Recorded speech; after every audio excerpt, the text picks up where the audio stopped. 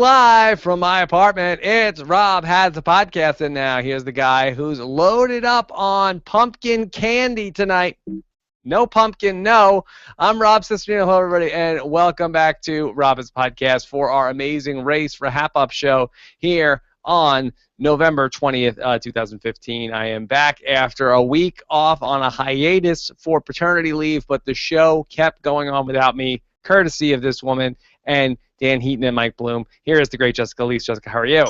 I'm great, Rob. We had a really good time last week. It was kind of one of those things where we just kind of, it was like, Dad's not here, let's throw a party. Well, I was watching from the hospital room. I did have it on. And it was all Greek to you because we went way back into the archive, Rob. It was so much fun. And, you know, as much as I love doing the podcast with you, it was fun to do something a little different. I think people really had a good time with it. Yes, Nicole has said the same sentiment to me on another occasion about something totally different. But I do appreciate you guys filling in my absence, Jess. Anytime. Okay, but here we are. We're back, and we got an elimination to talk about. What is this on The Amazing Race? People actually get kicked off on this show. Who knew? We have a U-turn to talk about and some drama. Yeah, a lot of drama. A lot of people sniping at each other. So much throwing under of buses. Yeah, and tuk-tuks. And tuk-tuks. All right, so we've got a lot to get to here tonight on our Amazing Race for RHAP show here live on Rob Has a Podcast. And so good stuff. We will be doing our exit interview coming up this Monday. Team Texas, finally, it looked like that they were a front runner to win this thing.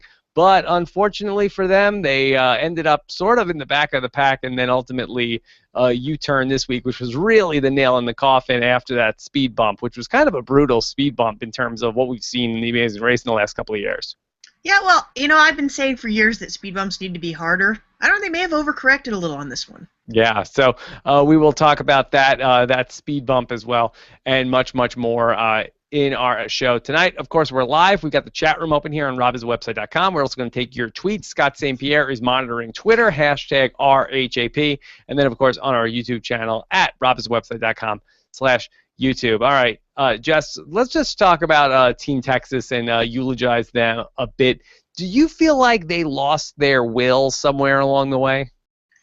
I think maybe it wasn't the experience they expected going in, is my feeling on that. I don't know if they necessarily lost their will. I think they just kind of ran up against some things that they didn't expect.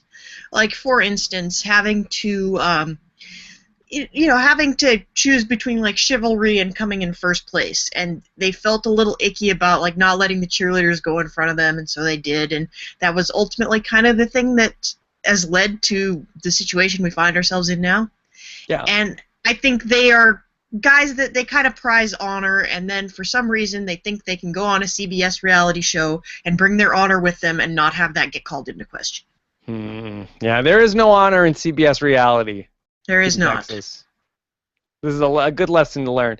But, Jess, I actually did get to watch last week's episode until earlier this afternoon, and I was really surprised at that sort of, like, interplay between Team Texas and the cheerleaders at the end of the episode. It's like, all right, let's let them go ahead of us. And really, I mean, they should have been eliminated last week. It did seem to me like they were, like, rolling over and dying a bit. Once they were sort of, like, from the midpoint of the season on, sort of sentenced to the back of the pack, it just seemed like they sort of lost that will to really try to go tip-top toes with Justin and Diana. Well, it's a lot more fun when you're out in front. That's what they say. So, I don't know, Jess. These guys, it really seems to me like once, it wasn't even so much after the injury. Who was it, Tanner, that got the injury? Yeah, I believe so. And after the injury, it seemed like they were still pretty much in it, but there was just a point where it was like they were sort of at the back of the pack, and it was just like, who needs this aggravation? And I feel like another team could have come from back there, and they would have, been okay. But Team Texas, I think they're guys that are used to winning, and they're guys that are used to, like, everything going a certain way for them, and then when things didn't, they didn't know how to react to it. Okay, well, we will talk about everything that with Team Texas come this Monday when I do my exit interview. I'll have that for you guys early next week. on our Amazing Race exit interview. Okay, I guess, and then on the other end of the spectrum, we have Justin and Diana, who are the first place finishers for the 6th time this season. Jess, how impressed have you been with Justin and Diana, and is it time to start to look at them as an all-time team? Well, it's really interesting to me. It's such a refreshing thing to see a team come in that is, they're both huge fans of the show, and not only are they huge fans of the show, they watched it with an eye to winning it, and that has actually been useful for them. And that, to me, I can't hate a team, no matter how cocky or obnoxious they get. I can't hate a team that's like that. Like, I would want to be that team, and I think it's fantastic, and I think they definitely are in the conversation. They're on pace. If they keep winning, they could mathematically beat Dave and Rachel's record.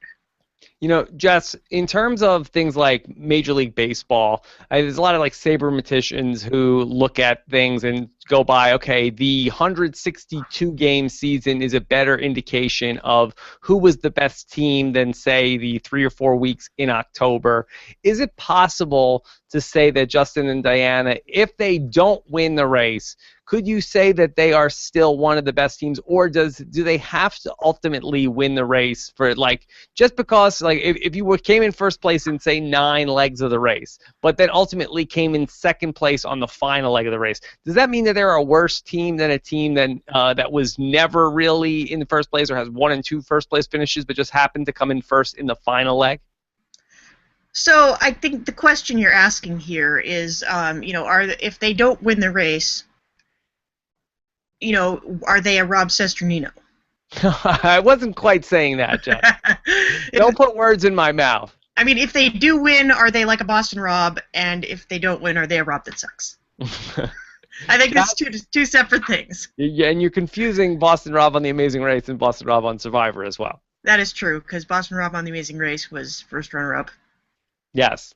So, but just in terms of how you look at you're the Amazing Race historian. I mean, is it all about, hey, if you're not first place in the final leg of the race, then, get back to me because you are not one of the all-time great teams? Or does it kind of say, like, that final leg of the race could be completely luck-based, and if you have like 7, 8, 9 first-place finishes along the way, you have a body of work and a resume that warrants you being in that. Like, it's really very fickle, that final leg of The Amazing Race. Yeah, but, we always say the only leg that really matters is the last one. And, yeah, we've had some really badly designed final legs where there's really no skill involved whatsoever. But we've also had, like, every leg can't test every skill, and you don't know what's going to come up. So I think there's always luck involved. Okay. And I think you can still count, like, if they don't win, they can't be the greatest ever, but if they don't win, they could still be great. The game is flawed. The game is perfect, Rob. Okay. So then let's talk about this big drama that unfolded about the U-turn. First off, Jess, it was a regular U-turn, not a double U-turn. Why did Amazing Race choose to go with just a 1 U-turn instead of a double U-turn? Mix things up. I would guess also they figured with this few teams left, it doesn't make sense. We've seen it before. It was really annoying when there's 5 or 6 teams left. That means a third of the cast gets U-turned. So yeah. I think that's kind of what we're getting at here. I think, like, at the final 5 in season 25, we saw, this is the Kim and Allie one, and it ends up like 40% of the people out on the course are U-turned, and that's kind of ridiculous. It's exciting. So, yeah, when there's that few teams, I think you really only need 1 U-turn, and I think we've learned that over time.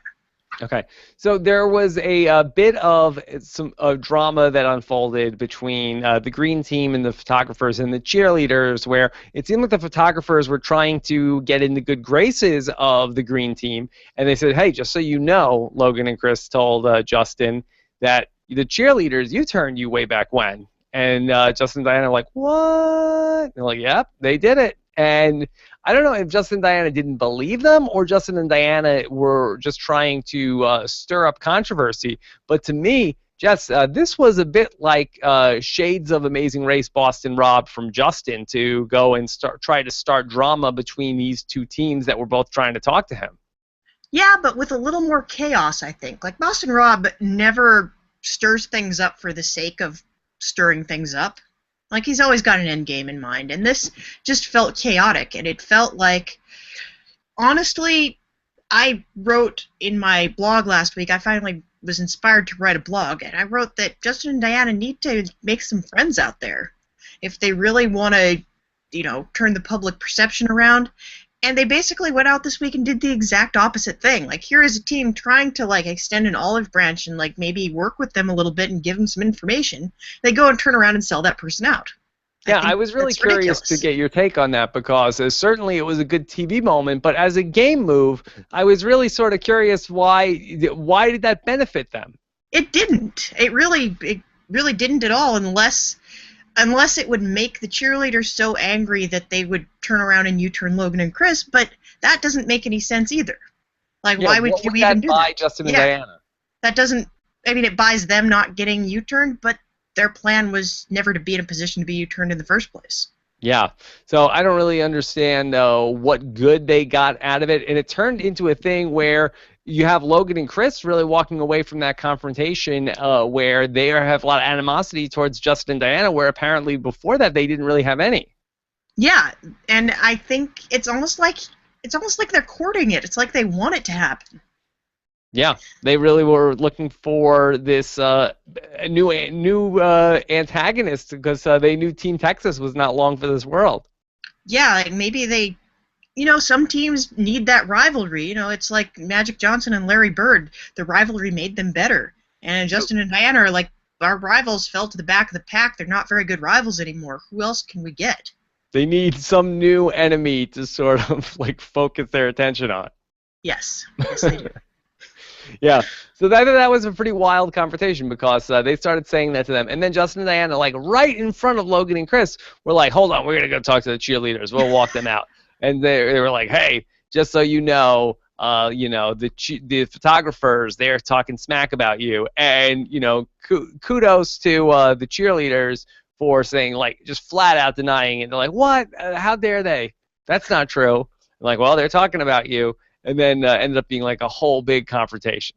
Yeah, and it's a thing that continually amazes me on The Amazing Race is how, like, some stupid, inconsequential piece of information ends up getting blown out of proportion in strange ways to put people in a U-turning mood. Like, this piece of information, so what? They used a U-turn on a team that was in front of them, and that team was so far in front that they never saw it, it didn't matter. Like, why is this earth-shattering news? Yeah.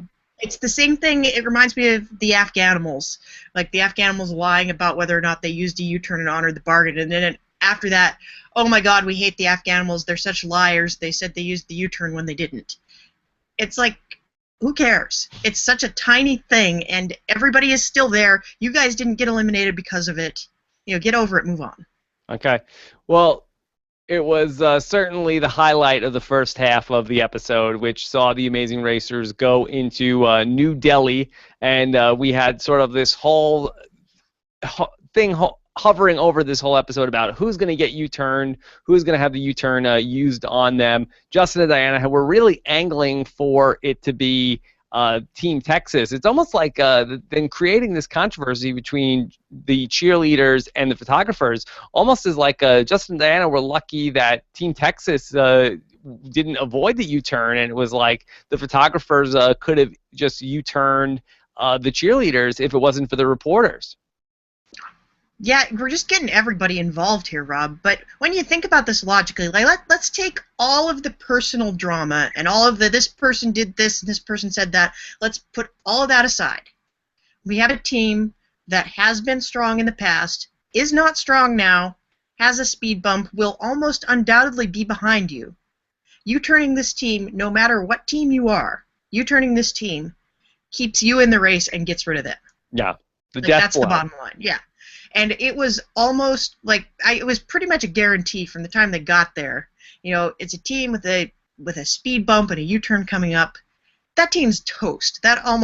Those teams almost never come from behind. This was the ultimate Amazing Race edit of one team is so far behind, but Amazing Race is going to really try to sell you that some team is so lost Some team is such a disaster that they run the risk of this team that's so far behind everybody. They start to edit it like, boy, Team Texas really got through that other part of the U-turn really quick. Uh-oh, Team Texas got through. And you see Team Mother Boy is sort of like wandering around like they don't know what's going on. Maybe there's a thing. And I mean, the last like 5 or 6 minutes of the episode was all about just trying to fake us out. But I was not taking the bait, Jess. Yeah, I wasn't either. I mean, I would say the ultimate instance of a team getting the far behind suspense edit was the time when a team was a full 24 hours behind the other teams, and they were able to intercut it so it looked like they were everywhere at the same time of the day, and it turned out they were, so far behind, Phil almost had to come get him in the airport. Yeah.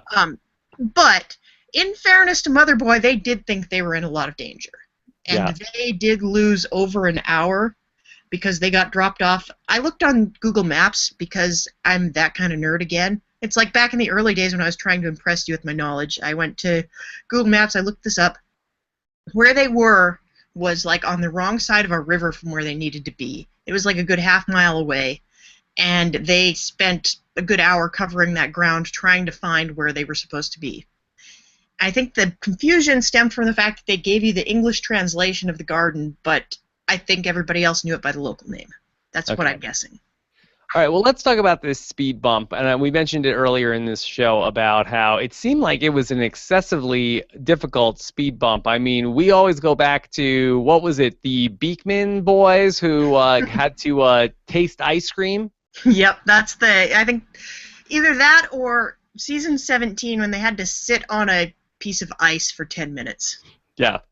That's the absolute nadir of the speed bump difficulty in terms of The Amazing Race. But now the pendulum has totally swung in the other direction, where both of the people had to complete this somewhat difficult roadblock of doing laundry. Yeah, this is not only is doing laundry kind of an anticlimactic task, this is the third time U.S. Amazing Race has gone to that well. The third time. India doing laundry? In India doing laundry, it is the third time. Yeah. Technically, one of those times they were ironing, but I'm counting it as laundry. Laundry is laundry. Is it the kind of thing where it's like half the audience of Amazing Race is like home on a Friday night actually doing their laundry, and it's like, hey, it's just like I'm on the show right now. I'm like folding towels, just like the people on The Amazing Race. Well, Rob, that's originally how I used to watch Amazing Race. Like back before I was a super fan, it would be on Sunday nights while I was doing my laundry, and I'd make them put it on in the laundromat. So, yeah, maybe. Wow. Yeah. And so we got to see just how all the laundry gets done in India. Apparently, everything gets put into a sort of a big burlap sack. You could stuff your saris in a sack, mister, and then everything goes by bicycle down to the river. Yep. In the bicycle down by the river. Yeah. Then you get that big stick, and you sort of jam it in there. It looks like if you're really angry, you could vent a lot of frustration on that. Yeah, and then he's seemingly laying all of the laundry then out on the dirt. Seems like that would defeat the purpose of doing all the laundry, right? Well, I had some douchebag on Twitter was tweeting me about how it was sand, not dirt, and after it dries, you can shake the sand off. I don't know how true I find that, but yeah, I thought that was a little suspect as well. However, why'd you call the guy that was the expert on the Indian laundry dirtbag? Is that like because he's? I didn't call him a dirtbag, Rob. I called him a douchebag because he was being pedantic. Okay. He was being super pedantic, and I'm like, yeah, I don't want to have this conversation with you. I'm watching The Amazing Race. You're harshing my mellow, dude. So, I will give it one thing. The task was very visually stunning. They had really pretty fabric. They were laying it out in pretty very patterns. colorful saris. I wanted to like take pictures of it. Yeah, it's very nice. So well done. But yeah, again, people doing laundry, not the most exciting TV that we're going to see. Like, we didn't have too many people checking their Fitbit on that one. No, nobody was, like, their Fitbit kind of dipped into the negative numbers on that one. Oh my God, my colors are bleeding. I'm at 110 right now. Yeah, I never get that excited doing laundry.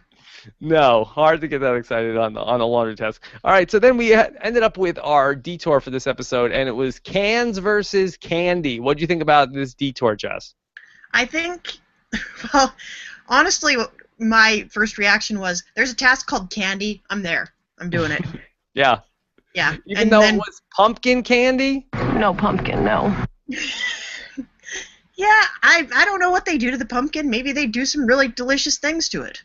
I don't know. Pumpkin candy is really just, taken everything involved in Halloween and basically just sort of crystallized it into one thing, pumpkin candy. Yeah, it reminds me of those like little pieces of taffy that like the cheap houses used to give you in your trick or treat bucket. They were like peanut butter flavored and they had little pumpkin faces on them. Mm-hmm. Those Yeah. were the worst. Do you think pumpkin candy is good? Can you ask that guy on Twitter that knows about the Indian laundry if pumpkin candy is good? I don't. I think he might have blocked me. Oh my God, so sensitive. Yeah, I know. Twitter's such a touchy place. All right, so Jess, what did you think was the harder task, the can task or make pumpkin candy?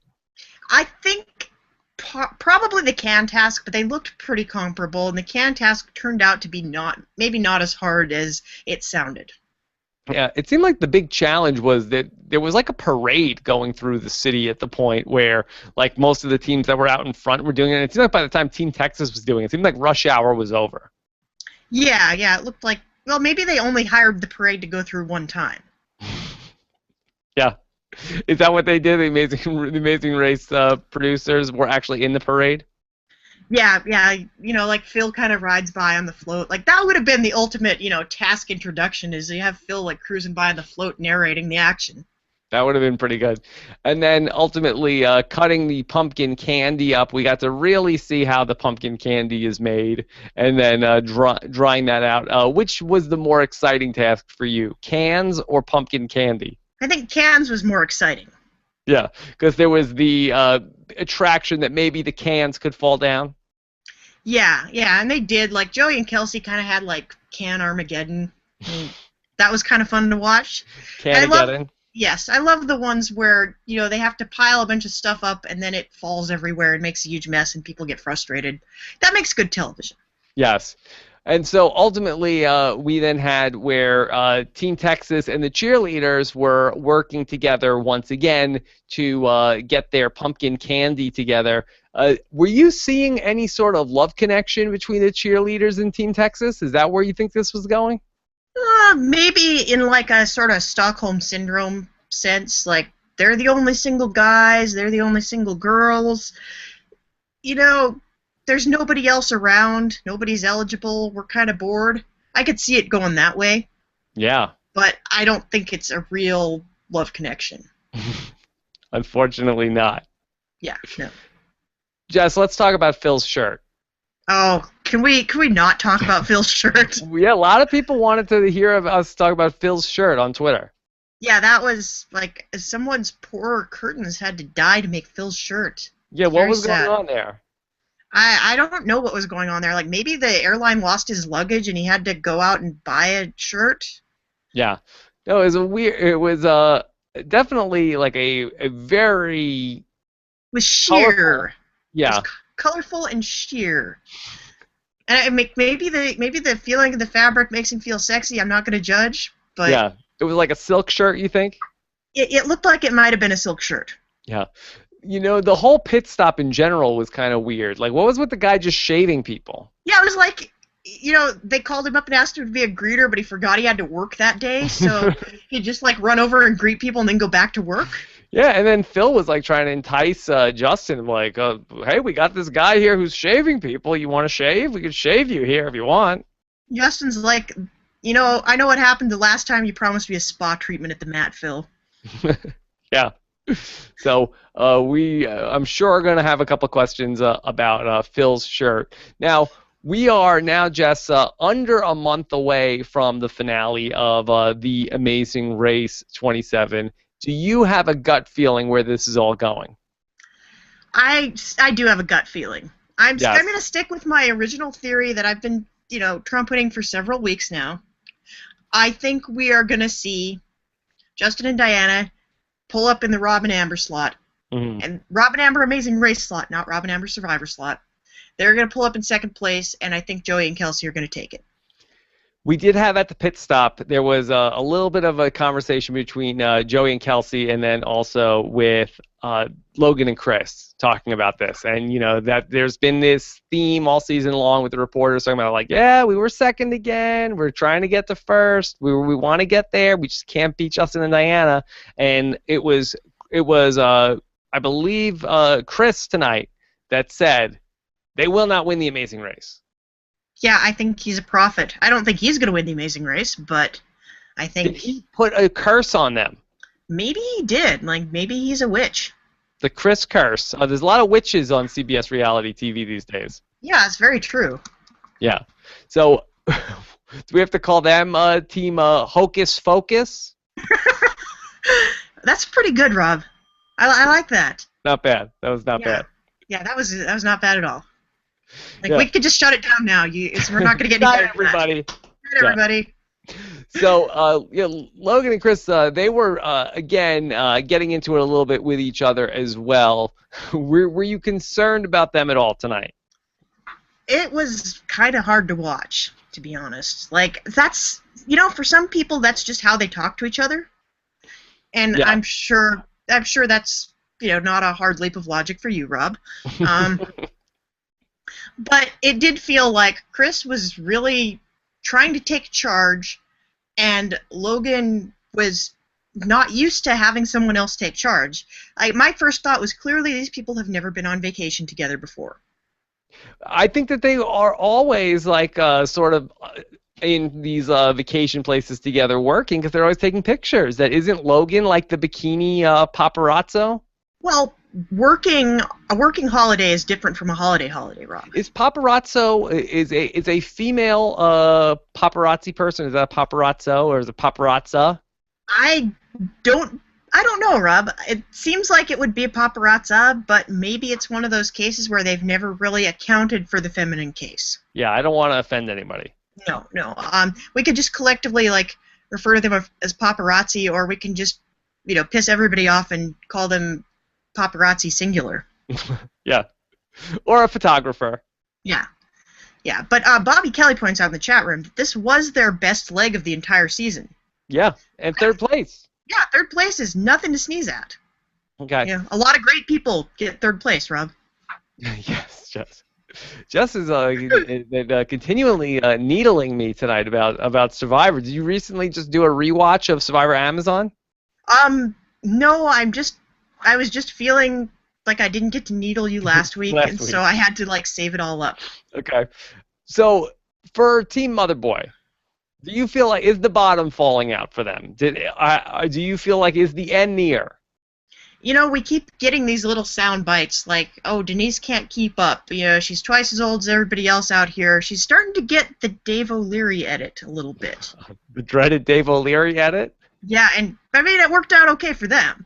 But it does seem like they're sticking to the back of the pack, and it was not ultimately dangerous for them this week, but it could have been.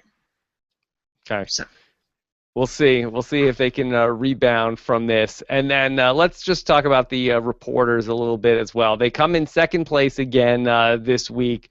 What are they doing wrong that you feel like they can't catch Justin and Diana? They're not thinking of it in terms of, I don't think Justin and Diana see this as them versus the world. Justin and Diana think this is them versus the race, and they want to come in first. They don't want to beat other people. They just want to win. And I think the key difference is Kelsey and Joey are kind of at the point where they want to beat Justin and Diana. They don't even care about winning. It's just I want to do better than them.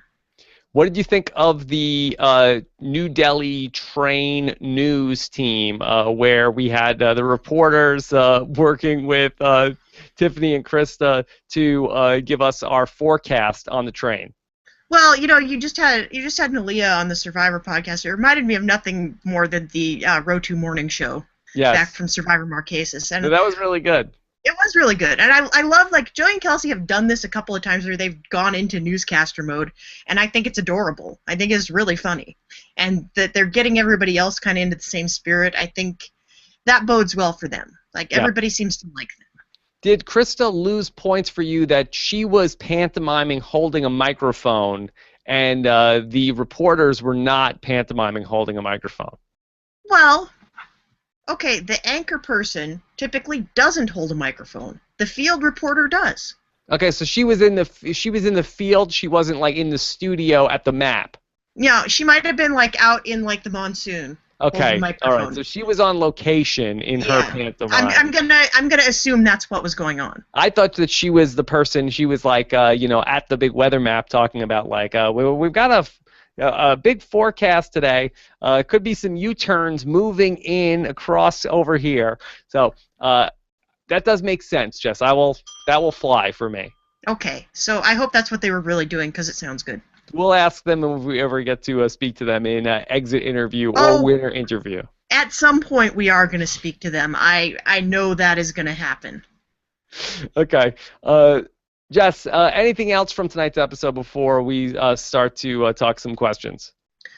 We've been pretty thorough, I think. I'm not seeing anything that we've, overlooked in a huge way, and I'm sure we'll get called out in the questions if we did. Okay. Let's jump into some questions from tonight's episode. This is from Zingbot's Ghost. Do you think that Phil would be interested in buying a bro or a man's ear? Come on, Zingbot's Ghost. I'm not even going to dignify that with a response. Leave Phil alone. Probes. Yeah. Leave Phil alone. Phil is CBS reality royalty. Stop it, Zingbot's Ghost.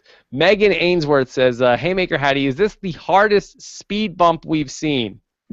Well, I'm glad that she brought this up, because this is something like, I can get super nerdy with this. How nerdy do you want me to get, Rob? I'm going to go all the way nerdy. As nerdy as possible, please.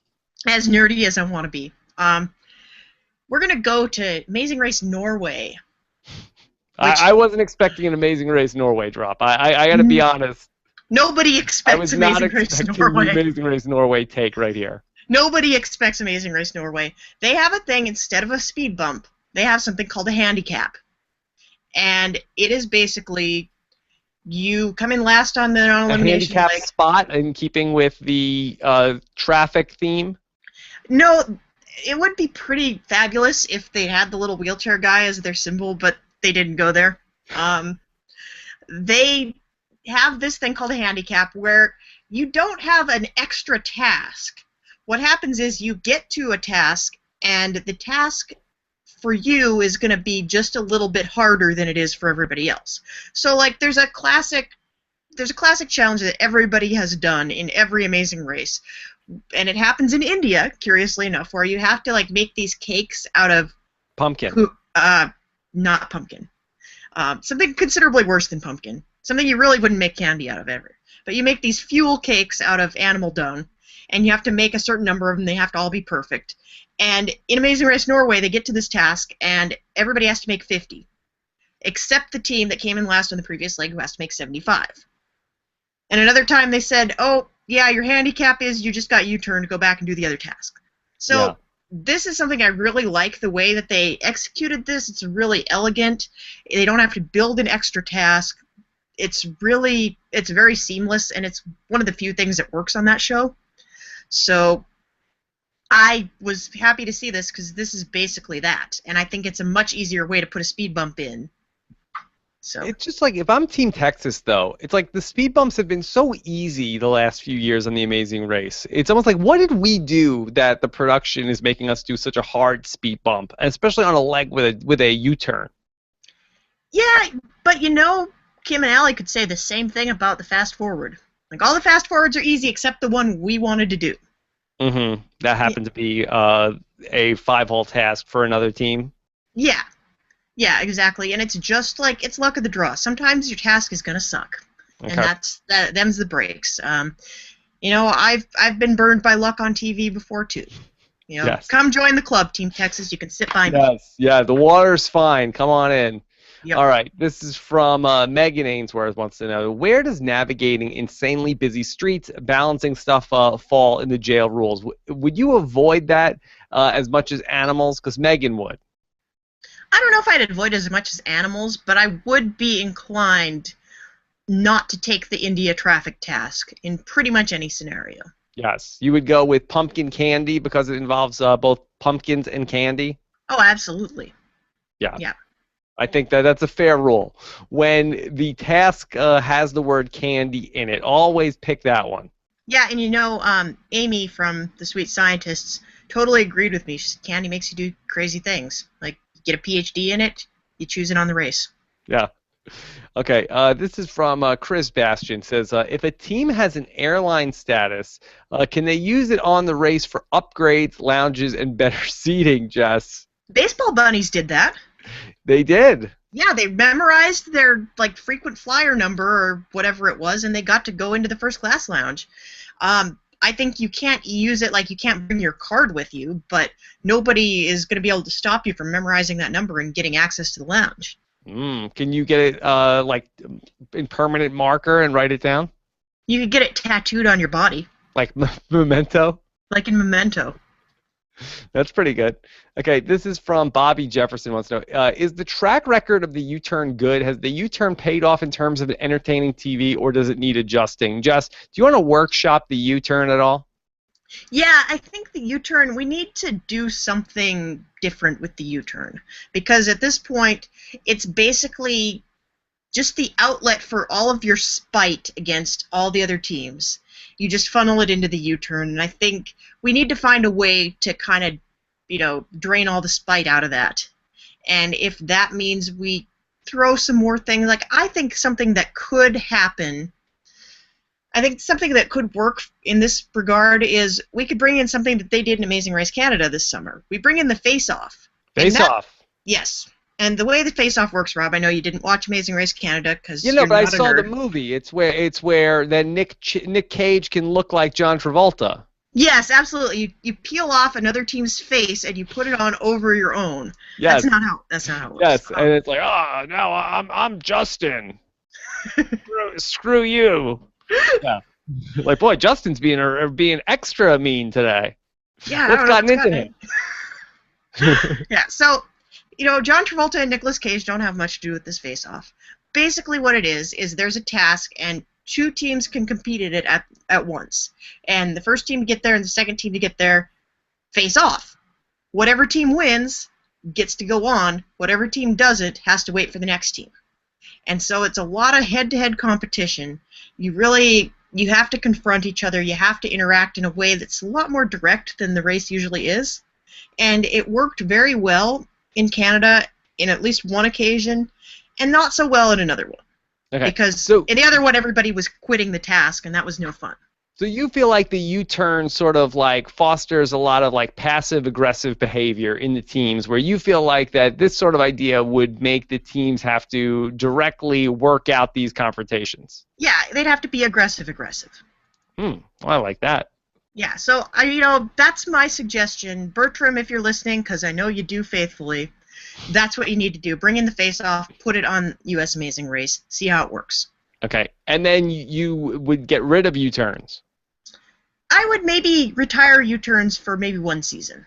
For one season of no U-turns. I think that this one was fine tonight. I mean, it did make for somewhat of a boring episode considering that we had it coming on the heels of the team that had a speed bump.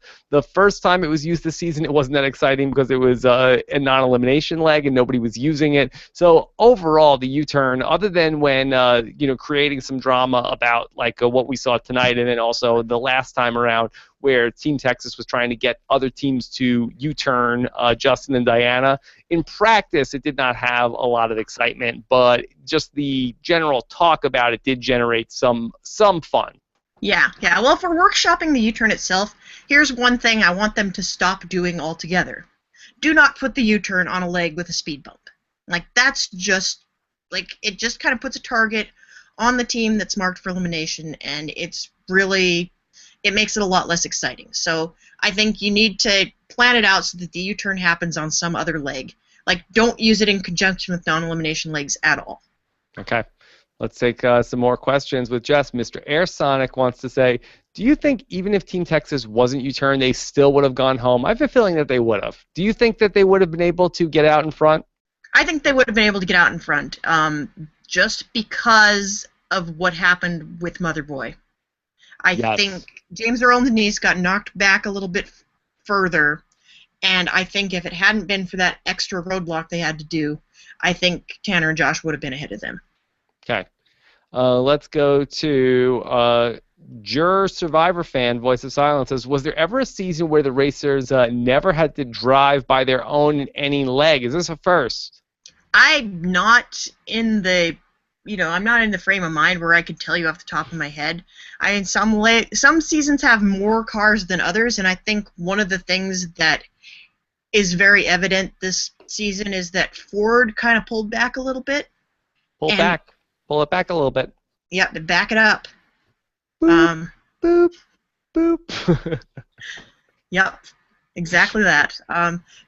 Ford's not as aggressive a sponsor as they used to be, so you don't have a Ford waiting for them at the beginning of every leg, and I think without that product placement, there's less incentive to drive. Do you think that Ford might have had a meeting where it's like, we love the show. We love the show. We'd like to be involved. Is there any way that maybe, I feel like if we could get some more like social media buzz around the show, we'd be back in. Yeah, it could be. I think maybe Ford is upset because last season when they had to drive the Fords, like half the people just ran them into the ground and didn't know how to drive a stick shift, and it's like the ultimate takeaway from that was like Ford cars are difficult to drive. Yeah. And you might ruin it if you get one. And driving matters to a lot of viewers. Yeah. Yeah. Isn't that their slogan? No, that's somebody else. Yeah, that's somebody else. So I think maybe the abuse of the Ford cars in the previous season might have led Ford to take a step back this season. I don't really know. Okay. Jeremiah Yap says, does Chris saying that Justin and Diana won't win the $1 million mean they eventually will? We've had this before with Christy Smith and Fair Play. Yeah. Different show. And we've had plenty of times where they've said a team will win and they don't. And we've had plenty of times where they say they don't win and they will, and plenty where they say they don't win and they don't. Mm-hmm. There's like it's like a, what's the name for the mathematical square where you got like all the different outcomes, or like the genetic square, like the Mendel square. That's what it is. Mm-hmm. Yeah, we'll see if the prophecy of Hocus Pocus actually comes to fruition. Yeah. I mean, they seem like smart cookies, for all their bickering. Yeah. We'll see if we can get Stephen Fish back on to recite the proper passage of Macbeth. Yeah, Stephen Fishback hates The Amazing Race, so I'm not gonna hold my breath on that one. All right, let's take this one from Tony's Llama. Why didn't Green U-turn paparazzi like they said they would? I think Green didn't have anything to gain from that. But why didn't they U-turn Team Texas?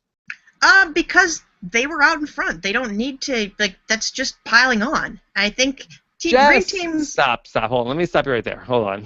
So now you're telling me that Justin and Diana are like, well, we don't want to rub it in anybody's face.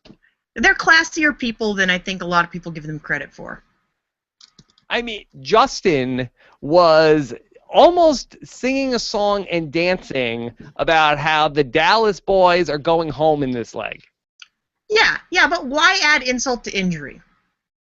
Like, what is the point in that? Isn't that kind of what they do? Justin and Diana said it in the episode. They only want to use the U-turn if they have to save themselves. And this time, they were in absolutely no danger. There was no upside to that. Okay. Then why did the reporters do it?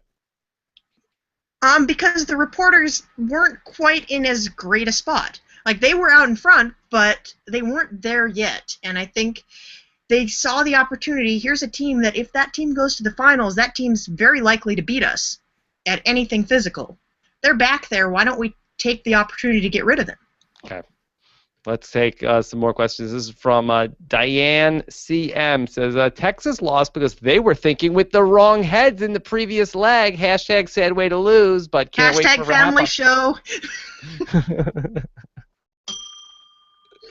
Yeah. Is that what happened with Team Texas? No time for love, Dr. Jones?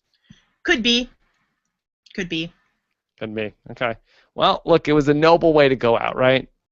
Yeah, I mean, nobody's going to accuse them of going out for playing the game too hard or being dirty. Like, what are David Bloomberg's rules in this case? Like, don't overplot. Like, nobody's going to accuse them of doing that. No, they did not scheme and plot too much. No, they did not. Yes, they did so with playing the social game, with being flexible and whatnot. So we'll see. That's a different podcast. Cindy Wirt says, seriously, I hate Justin. Has there been a more unlikable guy? Is she talking about Justin Bieber? Could be. I don't know what Justin she's talking about. I love that guy. Cindy, seriously, you need to read my blog. Nobody reads my blog. That's why I don't write my blog every week. I made a whole list of people that were less likable than Justin. Yeah. So you're saying that Justin is not at all unlikable. I'm sure that, it seems like he's the kind of person that's an acquired taste. Like, we have a lot of people like that in modern day CBS reality. The kind of people that, you can't necessarily have a conversation with them about anything, and they're not necessarily going to work to make you feel included and liked. Yeah. But that, that doesn't mean they're terrible people that you should hate. And yeah, I think that Justin comes across as, definitely arrogant, definitely self-confident in his ability, but he doesn't seem like a bad guy in that he's never like talking, down to his wife or anything like that. And there's definitely been cases of people on The Amazing Race where they've been sort of like somewhat borderline abusive adjacent to their partner, and I think that that's what makes people come across truly unlikable to me on these shows. And I think that while he's been super competitive, I think that to call him a bad guy, I think would definitely be a stretch. Yeah, and you're all within your rights to not like him, but seriously, he doesn't even make the bottom 5 for me. Right. I think it's very fair to say I'm not rooting for them, but to say that, in any way, shape, or form, he's been a bad guy this season, I think is definitely a stretch. Yeah, I mean, I'm rooting for every team that's left, to be honest. Like, I like them Jess, all. that's a little Pollyanna. It is a little Pollyanna, but they're all so great. They're just awesome, and I like them very much, and I want them all to win. Can't we just, give them... all this money that you're saving by, not hiring the greeter full-time. Why don't you just pool that and give it to the teams? Okay. All right. Jess, this question is from Voice of Silence. People want the racers to be excited, so why is Justin so hated? He's so much fun, and we all love a little villain spice, no? What do you prefer, villain spice or pumpkin spice? Pumpkin spice is delicious. Yeah. And I wouldn't eat villain candy. Yeah. Would you have a villain spice latte? I would be worried about dying. Villain spice is like cardamom with a touch of hemlock. Okay, then let's take a question from George Wise. Says, is this the first single U-turn since season 16? What prompted its return? Well, Jess, you talked about the reasons for a single U-turn earlier, but has it been since season 16? That sounds improbable, but I didn't go and count the U-turns this time. I think he might be right. I think we have not seen a single U-turn very often. Wow. They seem to alternate between the blind and the sighted U-turns, but we haven't seen a single one in a while, and I kind of like it. I think it's nice to mix it up because you can't necessarily count on being able to have it if you're not the first person there. I want a triple U-turn. When do you want this, Rob? At the final 3? First leg. First leg. Okay, first triple leg. Triple U-turn, first leg. Let's get this show off with a bang. All right. Noted. You're into it? I'm into it. It's going to Samoa. Randy Bailey. Randy Bailey?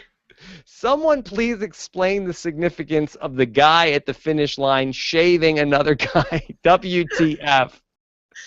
Maybe it was symbolic of the close shave that Mother Boy faced in their struggle to find the map before Tanner and Josh did. Yeah. Boy, I don't really know exactly what was going on there. Is India sort of synonymous with shaving? I feel like there's a lot of beards in India. I think India has barbers, I guess. Everywhere has barbers. I think maybe they forgot to hire a greeter altogether, and they just had to run into town and grab the first guy they saw. And he's like, "I'm busy." I guess so. Yeah. I mean, I can come down. I've got to work. Yeah. Bring your clients. Then you have 2 greeters. Got to shave some people. Yeah. Let's do 2 more questions. Mr. Air Sonic says, do you guys think that Justin and Diana can tie Nick Starr and Megan and Cheyenne, and possibly even tie Rachel and Dave and Natalie and Megan from Amazing Race Canada too? They have a very good shot, as there's still 3, 2 if it's the final 4 legs to win. Yeah, they're definitely in the mix. I think they could tie second place certainly, and they could easily tie Rachel and Dave. Okay, so what they'd have to win out. Today is November 20th. There'll be a Amazing Race episode after Thanksgiving next week, right? Mm-hmm. I think there are 3 more episodes. Yeah, I know from because I'm trying to book out the Survivor episode. So there's going to be then an episode on the 4th. So that's 2 more, and then an episode on the 11th, and then there's the final leg. So could there potentially be 4 more legs? Yeah, I think there usually are 13 legs. Yeah. Okay, so if they win all of them, they beat Rachel and Dave. Wow. So, they're like Jim and Misty. They're going for, they got the thumb. They're going for the rest of the other hand or something. They're going for it. All right, Matt Carter, our good buddy, Matt Carter Media, he wants to know, why do you guys think that they decided to make a tough speed bump? Still remember the ice cream one. What was it? They were just trying to mess it up? You don't think it was because they wanted to see Team Texas struggle? I think it was because they were listening to us, and I keep saying we got to make the speed bump harder. Okay. All right. Well, let's one more question. One more question. If we have one, Scott. Voice of Silence wants to know, since the green team overcame now the bad taxi / Toto driver, and one of the strongest teams got eliminated, how can they be stopped? How can they be stopped? How indeed? Let me paint the scenario. There are a team of magical photographers. We can put a curse on them. So at some point before the end of this race, that hocus pocus magic is going to come to light, and they are going to be jinxed and not win. It's witchcraft. That's how you stop them. I guess so. Invoke, open up your Necronomicon and invoke the dark forces. Yikes. Yeah, that's how you do it. Okay, so we will see. We'll see what happens for the green team. Only 4 legs of this race to go. Here we are within 1 month until the finale of the Amazing Race. Got to go hashtag Hocus Focus, right? That's a no-brainer. Yeah, it's a good one. It's an inspired hashtag here tonight. Jess, of course, you had your blog up last week. You could see whatever Jess is up to at Haymaker Hattie. That's where I'm at on the Twitter. Yeah. We had a 2-part Survivor recap this week. I was very happy with the shows that we did. Nalia Dennis, speaking of Survivor Marquesas, she was my guest in the first half of the Survivor recap. And then I was really, really happy with the voicemail show I did with Bryce Isaiah Johnson, who it's always one of the most highly anticipated voicemail shows that we do every season. He was great yesterday on the voicemail shows. You can hear both of those on robhasawebsite.com. Plus, we'll get back into our Amazing Race exit interviews on Monday when I speak with Team Texas, and then we'll have that up for you guys early next week. So exciting stuff coming up. Yeah, it's a crazy time here at the Rob Has Podcast. Fun stuff. Jess, you and I will be back here on Black Friday next week. Same bat time, same bat channel. You're not going to be, camped out at some department store? I do all my shopping online, Rob. Okay, well, I'm waiting for Cyber Monday. Cyber Monday, Black Friday. You know what to do. We have our links for Amazon.com. Always appreciate it when you guys think of us. robhasawebsite.com/Amazon, or for our friends in Canada, robhasawebsite.com/AmazonCA. Jess, again, thanks so much to you and Mike Bloom and Dan Heaton for filling in my absence last week. Anytime. That was a lot of fun. And again, another big thanks to Scott for keeping all of the podcast tucks moving during my absence last week. So looking forward to hearing what you guys have to say in the comments. We'll be back next Friday night for more Amazing Race. Talk to you guys again soon. Take care.